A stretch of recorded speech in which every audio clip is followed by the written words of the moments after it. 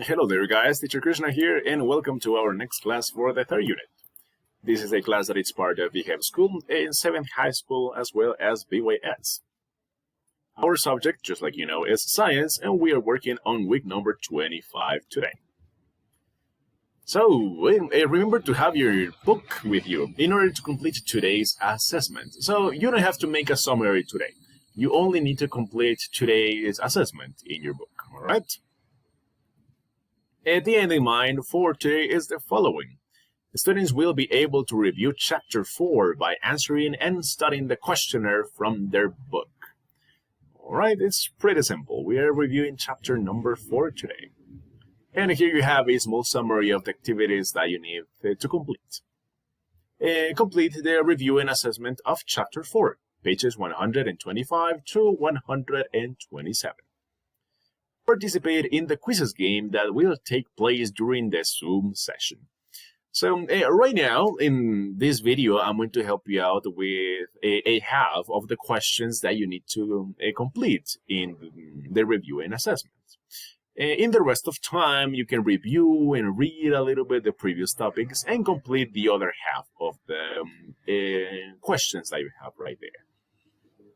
And just notice that the evaluation that we are going to have is the quizzes game that will take place in the Zoom session today. So it is extremely important that you attend the session. If you don't attend, then you will automatically get a 0 because the participation in the quizzes game is crucial. So make sure to be there on time and be ready. Because the 31st places will get an extra point. You know, every time we play quizzes, Kahoot, or any interactive game like that, the first places always get some additional extra points. And of course, today it will not be the exception to this rule. So make sure to study a lot because you can manage to get an extra point today, which will be great for improving your average. And of course, don't forget to have fun and do your best in today's session and activities. So let's start. I'm going to show you the answers of the first half of questions from the book.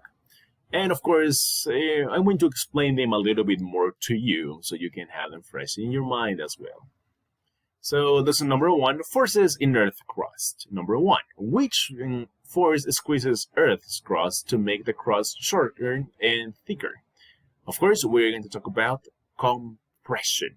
It's not going to be tension, normal, or shearing. It's compression. That's the one that affects Earth's crust. Number 2, rocks on either side of a strike slip, fault slip, past each other with little up and down motion. So of course we're analyzing the interaction that rocks are going to have in several locations, and in this one the answer of course will be strike slip. All right, number 3, and we have list. Give 2 examples of mountain ranges in the world that have been caused by folding. Of course, remember that folding happens when rocks are going to be like layering each other. They're going to be getting together and, of course, getting above to form the mountain. So right over here, we have 2 examples that will be pretty common, which will be the Alps and the Himalayas. All right. Now, let's go with number 4, interpret diagrams. So, what type of stress is shown in the diagram below? In this case, notice that the rock is suffering from 2 forces that are sort of separating it.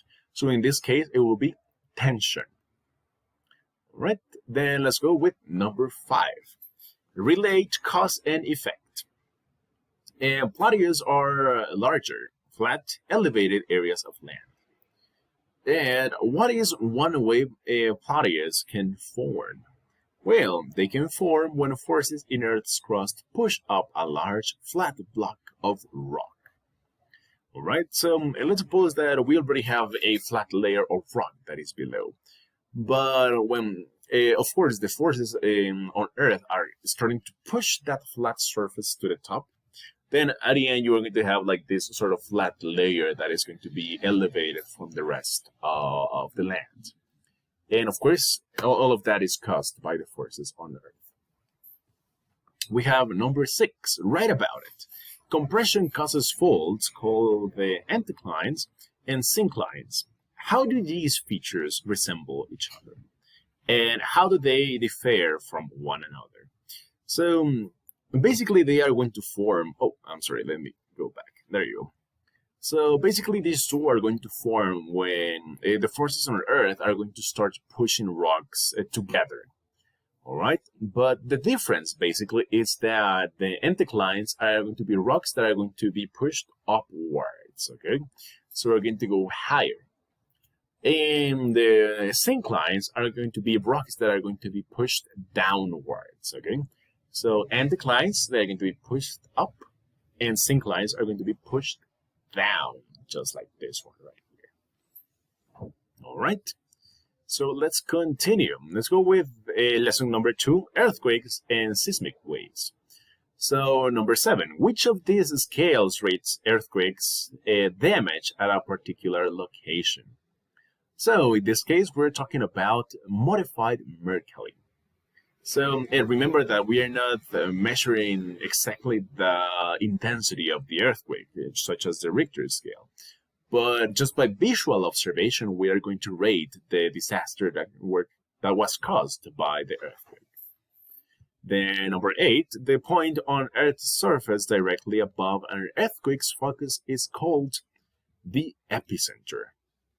Totally. So let's suppose that an earthquake is formed right below Quetzaltenango. Let's be a little bit more specific. Zone 8 in Quetzaltenango, where I live.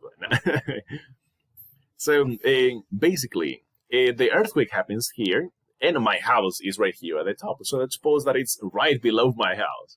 So like the highest forces are going to be applied directly in the point that is above, which in this case will be my house, right? So it will be the epicenter of the earthquake. Then we have number 9, interpret the diagrams. Label the diagram to show the directions an S-wave travels and vibrates.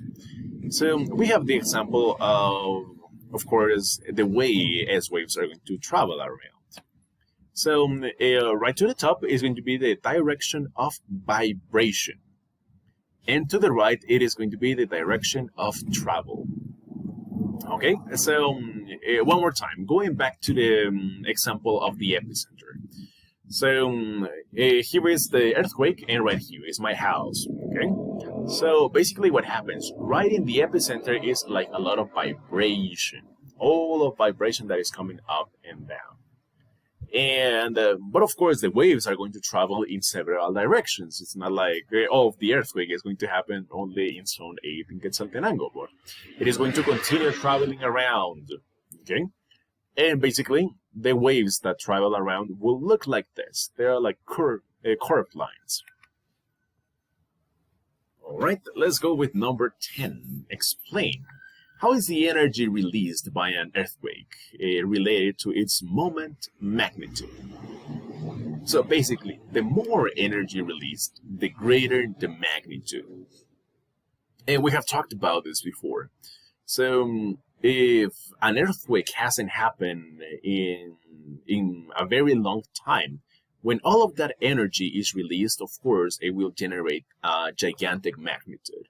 So that's why it is better if we have like regular small earthquakes in our zone, so the energy doesn't pile up, let's say.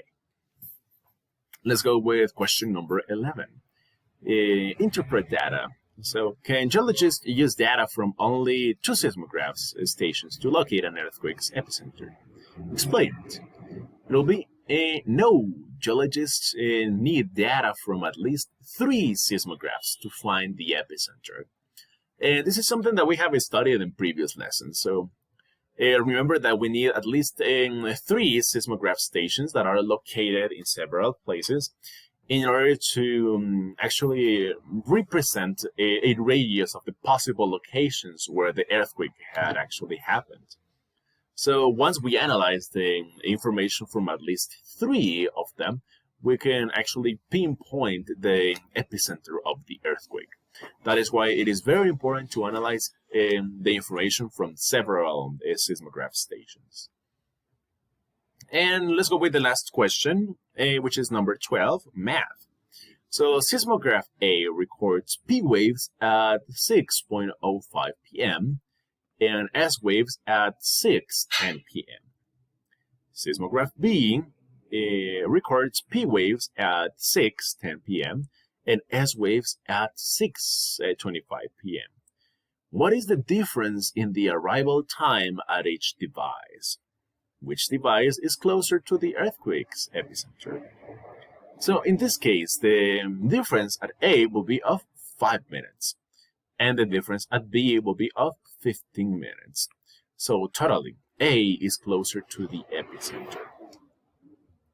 So definitely, the closest a seismograph station is to the epicenter of the earthquake, and the faster it is going to perceive both P waves and S waves. Just like you can notice here, in A, there is only a difference of 5 minutes. But of course, the farthest you are away from the epicenter of the earthquake, it will take the waves a little bit longer to travel. So in this case, in the second example, there is a difference of 15 minutes. So totally, we can say that the one that is closer is letter A. And this will be the first half of questions from our review for today. Make sure you complete the other 12 questions that are waiting for you. And of course, study them a lot, because we're going to be playing some quizzes today during the Zoom session. It's been great to see you around, guys, and I will be meeting you during the Zoom session in a couple of minutes. So goodbye, everyone, and always take care.